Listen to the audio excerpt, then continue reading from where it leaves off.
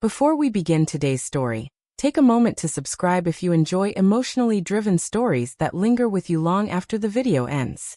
These are the kinds of stories that aren't loud or rushed, but quietly settle into your heart. And if you stay until the end, you might find yourself thinking about this one longer than you expect. The house always felt colder at night. It wasn't the temperature. It was the silence that followed Eleanor wherever she went. The sound of rain against the windows no longer comforted her.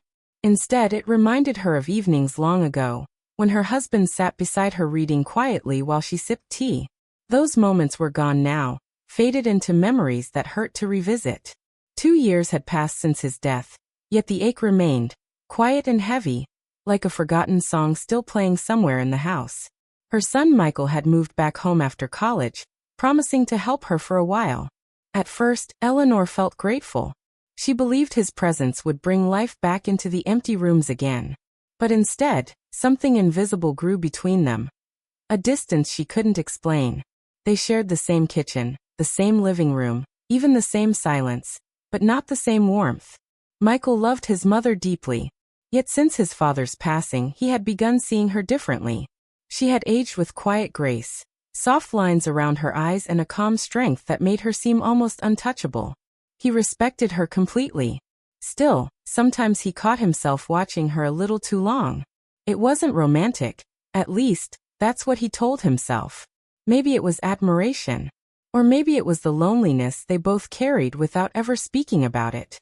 One late evening, thunder rolled softly across the sky. The lights flickered as Eleanor stood near the window, watching rain fall like sheets of glass. She wore a long pale sweater, her silver hair loose in the dim light. Even in sorrow, there was peace in her stillness. Michael entered the room holding 2 steaming mugs of tea. He hesitated before speaking. "You shouldn't stand so close to the cold window, Mom. You'll catch a chill." She turned slightly, smiling in the gentle way she always did when he worried too much. "I'm fine, Michael. I was just thinking about your dad." Her smile faded slightly. "You don't stop missing someone," she said softly. "You just learn to carry the space they left behind." Michael looked down at his hands. Words felt useless, so he simply nodded, watching rain slide slowly down the glass. "I wish I had talked to him more," he said quietly. "He used to tell me things I didn't understand. Now I wish I had listened." Eleanor's eyes softened. "You were young, sweetheart. You listened in your own way." Silence filled the room again, heavy but familiar. After a moment, she sighed and walked toward the couch. "Come sit." Michael joined her. They sat close, but not touching. The room smelled faintly of rain and tea leaves. On the table rested an old photo frame. Eleanor, her late husband, and a young Michael smiling in front of a Christmas tree. She picked it up, brushing her thumb gently across the glass. "We had such good days," she whispered. "You still have good days ahead," Michael said. She smiled faintly, though her voice trembled. Doi. He wanted to promise her happiness. Wanted to take away the sadness he saw in her eyes. The only thing he knew for certain was that he couldn't bear watching her feel alone anymore. That night, after she went upstairs, Michael stayed awake on the couch, staring at the empty teacups and the soft glow of the lamp. The more he thought about her, the tighter his chest felt. Not love as people usually described it, but a deep tenderness born from watching someone pretend to be strong while quietly hurting. Upstairs, Eleanor couldn't sleep either. She lay awake listening to the fading storm, thinking about how kind Michael had been lately, how he took care of things without being asked. She was proud of him, yet something unsettled her. The way he sometimes looked at her, as if she were fragile, made her heart beat differently. Maybe it was only loneliness, hers and his blending together in the quiet. The next morning, she found him asleep on the couch, sunlight stretching across the floor. For a brief moment, she didn't see her little boy anymore, but the man he had become, strong, caring, still searching for his place in the world. She gently pulled a blanket over him. "You remind me so much of him," she whispered. Michael stirred slightly but didn't wake. Later, over breakfast, he rubbed his eyes and smiled awkwardly. "Guess I couldn't stop thinking." "About what?" she asked. He hesitated. "About us, about Dad, about how fast everything changes." She nodded slowly. It does. But some things stay. The love we shared never really leaves. For the rest of the day, they moved carefully around each other, like two people learning how to speak again after years of silence. A shared meal, a short laugh, a simple glance.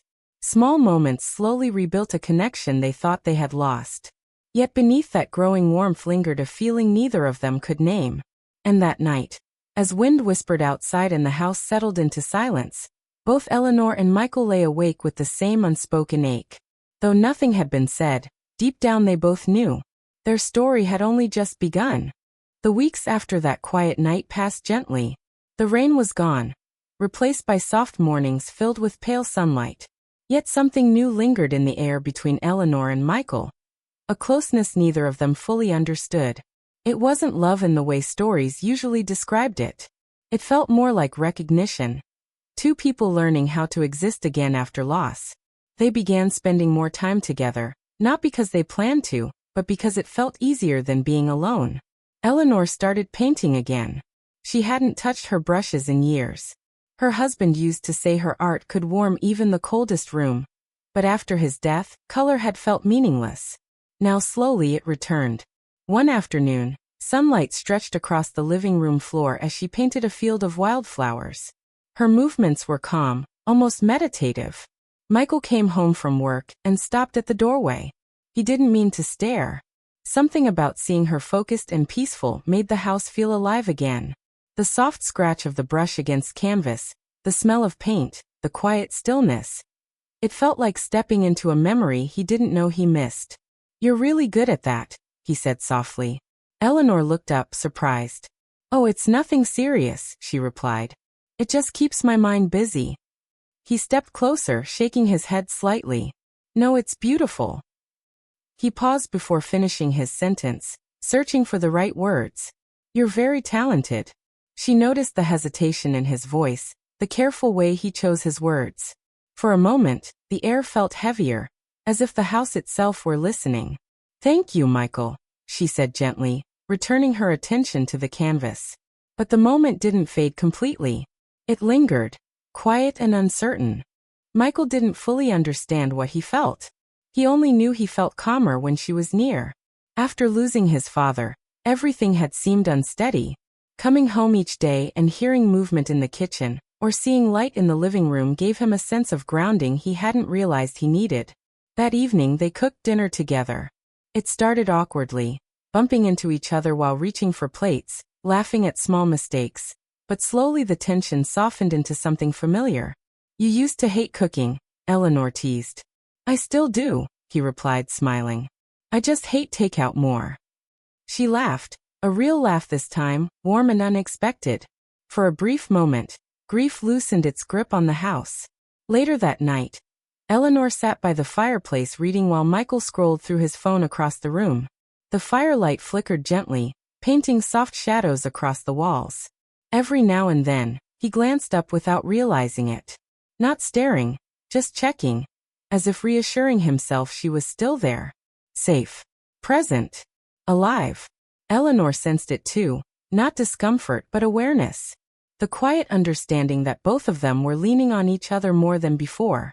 It frightened her slightly. Not because anything was wrong, but because grief sometimes blurred emotional boundaries, turning loneliness into attachment without warning. She closed her book. "You should go to sleep," she said kindly. "You have work early." "Yeah," he replied, standing slowly. He hesitated before leaving the room. "Mom." "Yes. I'm glad we're okay." She smiled softly. "Me too." That night, sleep came easier to both of them. Outside, the wind moved gently through the trees, no longer carrying the heaviness of storms. Days continued passing in small, meaningful routines. Morning coffee, shared conversations, quiet evenings. The house began to feel warmer. Not because the past had disappeared, but because they were finally learning how to live alongside it instead of inside it. Still, beneath that growing comfort remained an unspoken awareness, a realization neither dared to voice. They were changing, not away from each other, but toward something new. Understanding, healing, and the slow rebuilding of a family shaped by loss. And though neither of them knew where that path would lead, One thing had become clear. The silence that once separated them was no longer empty. It was beginning to speak.